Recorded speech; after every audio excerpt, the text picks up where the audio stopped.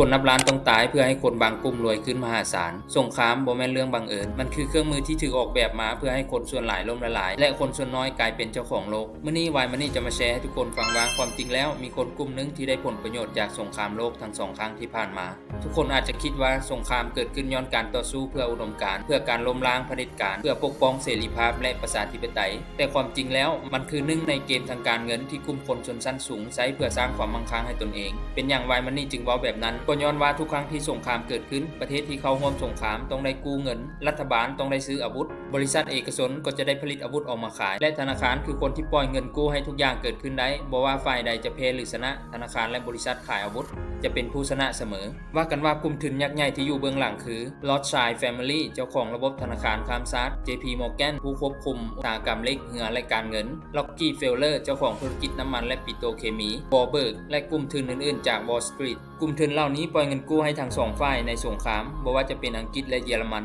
พวกเขาได้ดอกเบี้ยจากทั้งสองฝ่ายและได้ถือครองทรัพย์สินในประเทศที่แพ้หลังจากสงครามจบที่พีคไปกว่านั้นก็คือพวกเขาใช้สงครามเป็นเครื่องมือในการรีเซ็ตระบบหนี้สินและเปลี่ยนระเบียบการเงินโลกทุกครั้งที่ระบบเศรษฐกิจโลกใกล้เข้าสู่การล่มสลายเงินเฟ้อหนักหนี้สะสมมหาศาลความเหลื่อมล้ำสูงคนเริ่มบ่ไว้ใจรัฐบาลธนาคารเริ่มสั่นคลอนและเมื่อถึงจุดที่ระบบรับบ่ไหวสงครามจะถูกใช้เป็นเครื่องมือในการล้างกระดานรีเซ็ตหนี้รัฐบาลผ่านการพิมพ์เงินเพิ่มเพื่อให้สงครามเปลี่ยนระบบการเงินโลกในสงครามโลกครั้งที่2เฮ็ดให้โกลด์สแตนดาร์ดถูกแทนโดย Bretton Woods System เงินดอลลาร์จึงกลายเป็นเงินสกุลหลักของโลกยึดทรัพย์สินประเทศผู้แพ้ทางคำที่ดินระบบธนาคารกลายเป็นของกลุ่มทุนที่อยู่เบื้องหลังสุดท้ายคนที่ร่ำรวยจากสงครามบ่เคยถือปืนแต่พวกเขาถือกระเป๋าเงินแทนคนที่ชนะสงครามบ่แม่นชาติใดชาติหนึ่งแต่คือกลุ่มทุนที่สร้างระบบและทุกครั้งที่ระบบใกล้ล่มสลายพวกเขาจะสร้างสงครามขึ้นมาเพื่อรีเซ็ตใหม่อีกครั้ง